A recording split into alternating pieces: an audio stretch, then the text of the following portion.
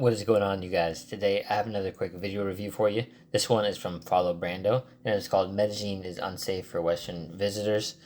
Most dangerous place he has ever lived. Colombia. Let's get into it. In this video, I tell you why visiting Medellín, Colombia is a bad idea. How dare I? The city is overcrowded. Too many passport bros have been visited. And the dating scene is just downright dangerous. You never know with Colombian women. So pack your bags and go somewhere, anywhere, besides the city of Eternal Spring. Hola, welcome to Bogota, Colombia. This is my last day in Colombia, and before I go, I want to deliver a warning message about Medellín. But before I forget, please hit the like and subscribe buttons and help out the channel. So I'm shooting this Medellín warning video here in Bogota to give you a point of reference to show you a place that I do like visiting, that I would recommend, that I will return to. I will genuinely miss being here when I leave tomorrow. And we can consider this video a sort of public service announcement. I am 100% sure, absolutely sure, that someone watching this video will not go to Medellín. Some young man who would have otherwise been drugged and robbed, or worse. And for that, I will feel like a better human being. Let me start by saying that Medellín is a wonderful place. It's got great city planning, and it's really nice to walk and bike the streets there. The climate is great. The temperatures range from lows in the 60s to highs in the 80s, pretty much all year round. And the cost of living is low. Nomad List puts the monthly price tag for living in Medellín at under $1,500. It's also shedding its reputation as the cartel capital of the world, but still has that cool and edgy history that is attractive to the wanderlust set. On the surface, it's hard to say anything bad about Medellín. After all, how dare I? But never judge a location by its cover. In the 2 months that I lived in Medellín, 3 of my housemates were drugged and robbed in the house. There was a kidnapping attempt on one of my friends, and 5 other people that I lived with had their smartphones stolen. To top that all off, there was a very strange local religious group that invaded our co-living space and prayed for God's help to get rid of us gringos. Those experiences left me asking only one question. Why the fuck would any normal, healthy Western person ever go there? Now, I'm not bashing on Medellín, the city, per se, nor am I bashing on the paisas, the majority of the population who live and work and who grew up there. Let me be clear. I'm bashing on the criminal element that has been feeding off of the Western gringos and the enormous marketplace for cheap drugs and prostitution that has sprung up to meet demand. I think the issue is that too many of us Westerners are visiting Medellín. It's become too popular, and the city has become overrun with drugs, prostitution, and crime. Not that I think anything's necessarily or inherently wrong with drugs and prostitution. I know it's why a lot of young men travel, but the city has so much of it that this criminal element has arisen to clean you of your money and potentially harm your life. And it's not doing the locals any good either. For a nice local family or a couple in Medellín that want to... I'm going to make a recommendation just based on what he said. I think it would be helpful to follow this advice. Of course, you can do what you like. Please just don't get yourself into trouble. Right? I agree with what he's saying. This message is a really good one to make sure that you don't get yourself into a bad situation. To the point that he just made, you would be a lot better off if you stopped partying, if you stopped drinking, if you stopped letting lust control you. You'd be a lot more productive and build a much better life if you stopped chasing women, alcohol, drugs, etc. Right? I could go in on that, but I won't for the sake of the video, because I think you get the point. Your quality of life will go way up if you stop doing those things. And usually these things and going into party style environments is how you get yourself into trouble in the first place. Like, for example, guys will go on a date or meet a girl at a bar and get this devil's breath, like the scopolamine drug, dropped in their drink, and they'll wake up the next day in a bad situation. You can do your research on that. I just made another video about this that's coming out too, directly addressing that point. But just be careful. People like Medellín in Colombia for a reason, and you can have an amazing time there.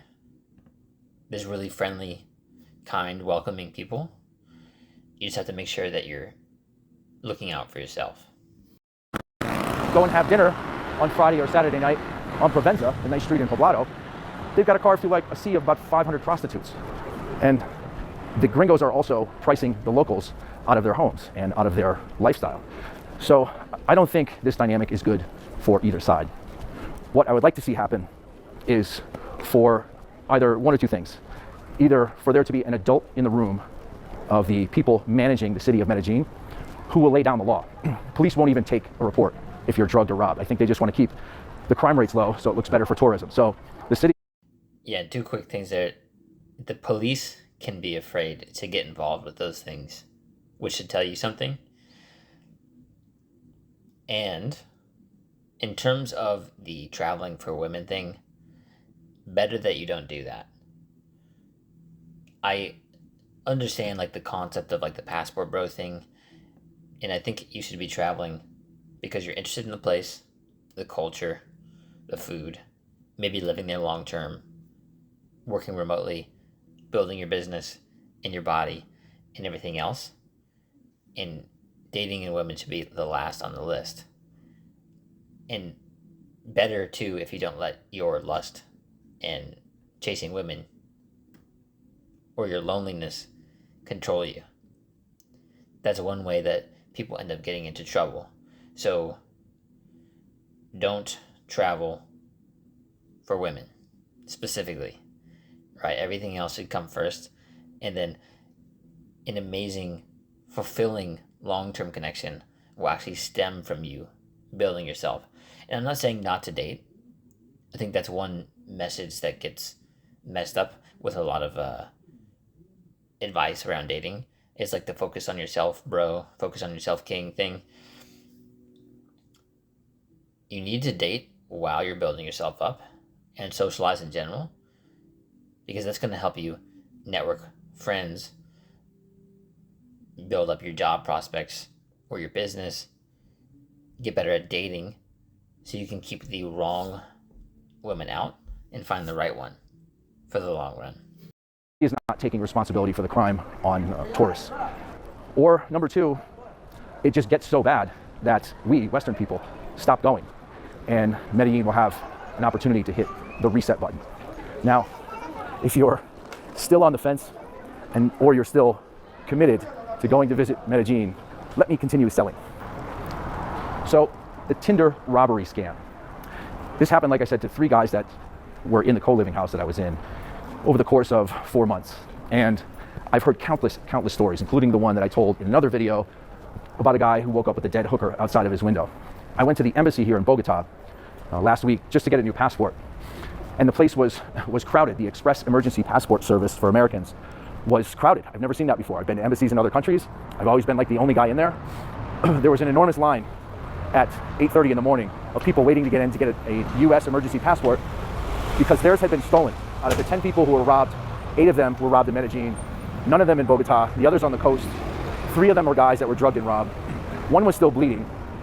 A guy that I made friends with woke up to find that his Robinhood account, all the positions in his Robinhood account had been closed out, and the team of thieves working with the girl he met had cleared him out. Just too many stories. And the other factor, I think, is that a lot of white Western guys particularly think that they're going to come down here with their fair skin and blue eyes and sweep some nice Colombian girl off their feet. Hi. Like one of these girls. Hello, say hello to YouTube. No inglés? Oh, ok, hablo español, sí, practicar. Hablas súper. Sí. ¿Qué estás haciendo? Nosotros también estamos practicando inglés. Oh, ok, un poco. Spanglish. Igual. Igual. Ya, ya. ¿Estás disfrutando ¿Cómo te de la llamas? ciudad? Alison. Alison?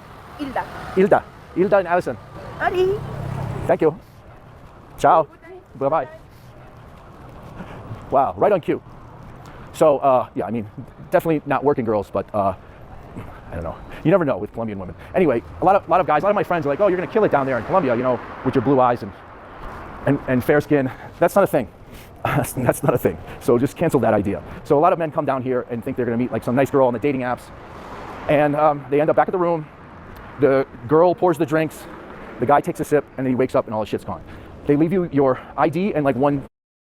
This might be worth bringing up, too. I think it would be beneficial for people to develop the skill set to, like, yes, you can use the dating app as a tool, like it can be helpful for you. And also not just leaning on it, too, right? Like, I think it would be beneficial for you to learn how to meet women without the dating apps, too. Because you might find that'll open up the possibilities for you to really meet that best fit, right? I'm not saying anything's wrong with the apps necessarily. I'm just saying that you'll open up your possibilities, build your confidence, and then also potentially get a lot more higher quality, potential partners by learning to do it on the dating apps and off the dating apps. Set of clothing, or one change of clothing. They take your passport for like cyber crimes and trying to get into your identity, but they typically leave your ID so you can go back to the embassy and get the fuck out of here. And the police won't take the report, like I said. It's a mess. It happens all too common. And I do have a few role model friends, let's say, American and European guys who have been in Medellín for a while and have met like the nice Colombian girl. But that's so uncommon, and it took them so long. And my favorite class in business school was the data science class. It was called Data and Decisions. And the data about you meeting a nice Colombian girl and living happily ever after do not support that decision. Second on the list, kidnappings. I made the other video about the kidnapping attempt on my friend Jesse, and that's real, man. You know, it was kind of partially a harebrained scheme, but he's been here too long. He's owned restaurants here. He had a young assistant that knew he had money, at least to some degree, because he's been throwing it around for a while. And some of the assistant's criminal friends lured him, the assistant, into a plot to kidnap my friend and probably try to drain his bank accounts. There's a news story about a French guy who was kidnapped in the past year, and the kidnappers held him hostage but used his electronic devices to communicate with his family so that they could slowly bleed his large bank accounts dry without tipping off the bank, while creating the perception to his family that he was still alive. And when they were done, boom, they killed the guy and got rid of him. Long wait times. This one is not criminal or dangerous, but God damn it, did the long wait times drive me insane in Medellín. People there seem to have, the people that work at retail shops, at the grocery stores, they have like no accountability. They take no initiative. Many of them can't add. I've watched them like counting change a million times. Just going to the store is a major frustration. So trying to live there and take a day to say, run 5 errands, it's like going to the DMV 5 fucking times. It's insane how. I would say, I think there's a middle point there, right? Like I do agree with him to an extent. And also, I have to recognize that it's a different country, because I know like people will call it like island time. You know, I had a friend of mine who would get frustrated, in different spots in Latin America, because he's American and he's used to faster service. And I think sometimes, honestly, like the people we were maybe ordering from in a restaurant when we were in Latin America would forget. Right? So like it was kind of a mix of both. They could be faster, and also we're from a different country. So I do see what he means by that. No bars in Medellín. This is a good one. You got to be thinking, what the fuck? There's plenty of bars in Medellín. Poblado, Provenza. It's very hard to find a bar where you can walk into and like sit down at the bar where other people are sitting and standing at the bar, where you can socialize. Everyone sits down at a fucking table all the time. It's got to be the most frustrating thing about the culture. So, which I think is why a lot of guys end up getting snared into these Tinder and dating app scams, because it's damn near impossible to like just go out and meet normal women who can afford their own drinks at a civilized bar. This is why I brought up what I brought up earlier. By the way, I would recommend learning to meet women in person in general off the dating apps. Sure, it can be at a bar. Like, I don't drink, so I would go to a bar maybe for like dancing or to chill. Maybe get some food or for a date, something like that. But I don't drink. And then, so that's possible to do it that way. Or you could think about learning to meet women in other settings, like walking down the street and just being confident enough to make it happen. Or even knowing how to do it in the gym, because there's an art to doing it there. The grocery store, a coffee shop, a bookstore, right? Like, there's lots of different places in person during the day where you won't get yourself into the same kind of trouble that you might if you're in like a party style situation. Oh, don't know that woman exists in Medellin. She's always with the group of friends, or, I mean, it's really annoying. It's really frustrating. So social life there kind of sucks for a white Western dude. Like, this idea, Bogota, And I'm not sure, like, I can't speak to the social scene part. I do think a lot of digital nomads like that area. So I'm not sure what he means by that. Like, and maybe it's meeting women is what he means. Because I think there's a lot of, like, digital nomads that are working remotely or have their own business that potentially you could actually learn from, too. Like, make some good friends.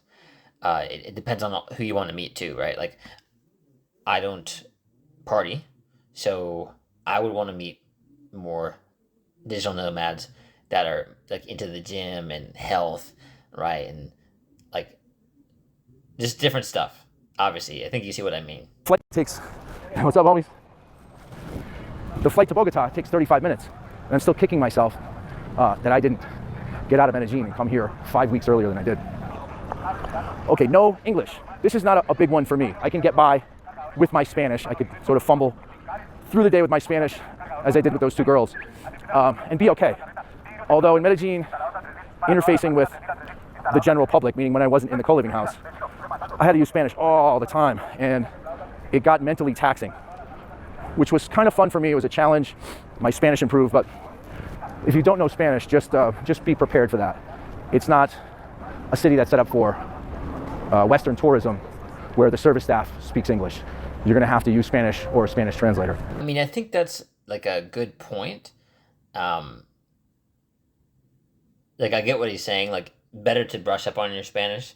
The only thing that I like don't really agree with, which is like, it's the same thing like people in America complain about, like the learning the language thing. If you go to another country, you should expect to be needing to know the language to get some things done.